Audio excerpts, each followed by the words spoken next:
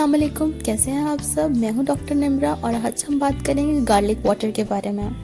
Garlic यानी कि लहसुन लो इन कैलोरी होता है, rich in vitamin C, vitamin B6 and manganese है। मैं आपको बताऊंगी कि आपने गार्लिक वाटर बनाना कैसे है। आपने चंद जवे गार्लिक के यानी कि लहसुन के लेने हैं और उसको पानी में बॉईल कर लेना है। चंद मिनट तक उसे पकाना है। 1 गिलास पानी में 3 जवे, 4 से 5 गिलास पानी में 8 से 9 जवे।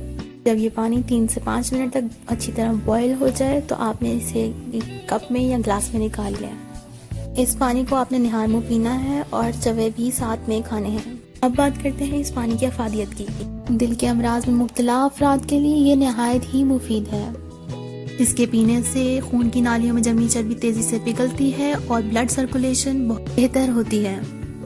जो अफराद ब्लड प्रेशर के आर्जे में मुब्तला है उनके लिए नहायत ही मुफीद है। नज़ला जुकाम गले की खराश के लिए आप इस पानी का इस्तेमाल गार्गल्स के लिए कर सकते हैं, इसमें थोड़ा सा नमक शामिल करके।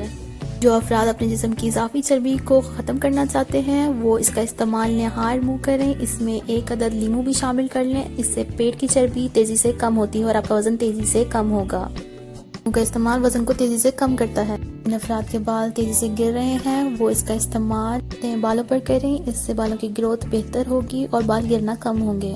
अगर आप दांत के दर्द में मुब्तला हैं तो आप लहसुन का इस्तेमाल नमक के साथ उस दांत पर करें।